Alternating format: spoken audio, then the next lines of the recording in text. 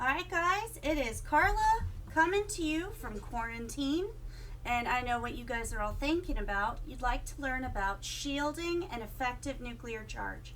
So for the examples that I'm going to be putting up in the rest of Wednesday and Thursday will help you out directly with the homework. So this has to do with the first couple that I went through on mastering chemistry. So let's talk about shielding and effective nuclear charge. So if I have a compound, an atom, let's say I have sodium, right?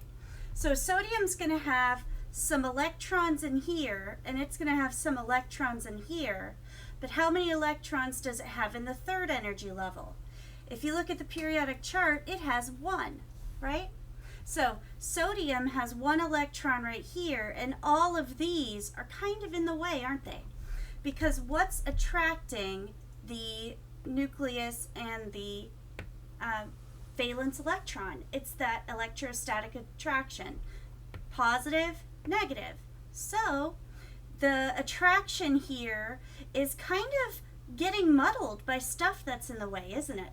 So you have these two that are trying to have an attraction, but you actually have things that are in the way, right? You have other electrons that are in the way that also have a negative power. So they kind of dampen this connection.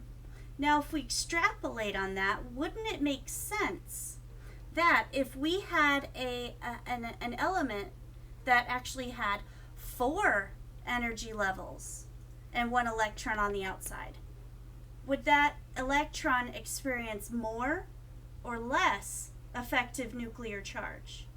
It would experience less because it would have 1, 2, 3 rows in the way as opposed to just 1, 2. So effective nuclear charge, what that really kind of breaks down into is it is the charge that is felt by the valence electron, or whatever electron we're talking about, but usually it's the valence. So Z effective is how we represent it. So if you want to calculate Z effective, and we're not doing it any other wacky way, I know the book has a few ways, we're only going to do it the very, very easy way, is we're going to do Z effective is Z, which is atomic number. If you go back to chapter 1, atomic number is the same as the number of protons, minus S. They call it the screening constant. I'm also going to call it the shielding constant because it's S, because we talk about the shielding effect.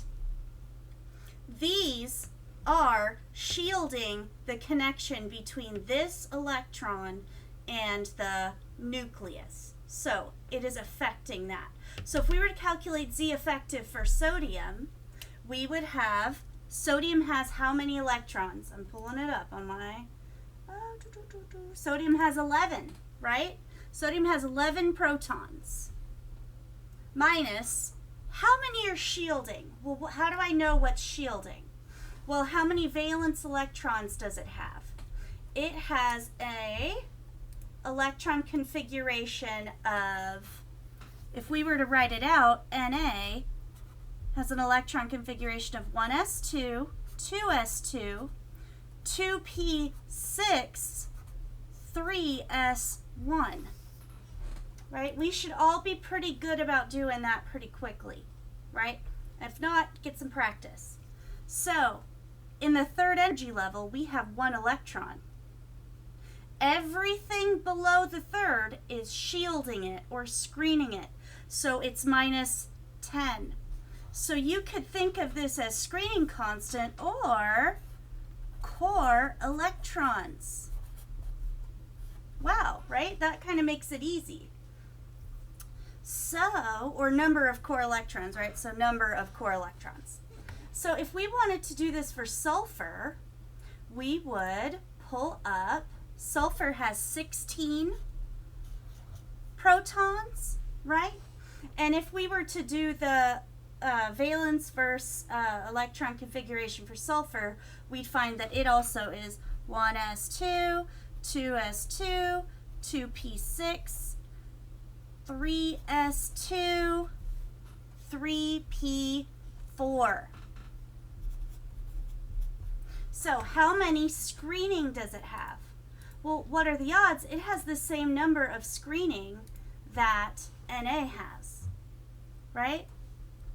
Because it has 1, 2, 3, 4, 5, 6 in the valence, which is the third energy level. How many does it have in the core? 1 and 2 are the core energy levels for this one. So it has 6 in the valence, so it must have 10 in the core. So it's 16 minus 10 equals 6. This one equals 1. So this valence electron for sodium is only essentially, and it is unitless. You need to know that this is unitless. It's only able to compare one to the other. So this electron is feeling an effective nuclear charge of 1, while the sulfur's electrons, which there would be, there'd be 6 of these guys around the outside, right? They would be feeling it a lot stronger, right? So does that explain that if this has, oh, so this is sodium, right? Let's just pretend to draw sulfur here, right? These electrons are feeling it a lot more strongly. So that means that since they have a higher effective nuclear charge, what happens to the radius? It gets smaller, right? So if we look at the radius of sulfur and the radius of, I believe they are on the, here on the, yeah, here we go. Sodium is 1.66 picometers, 1.66, while sulfur is 1.05. Sulfur is a bit smaller because the effective nuclear charge on sulfur is stronger. So the pull from this brings them in tighter. It brings them in closer, right? So just so you guys know, I'm going to be putting some up tomorrow. I'm going to be putting some up on Thursday, and I did order from Amazon some more lights, so it's a little brighter in here. And yes, this is a wine bottle holding my camera up.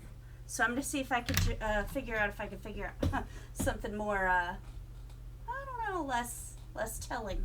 But I'll be putting some more up, and stay safe, guys.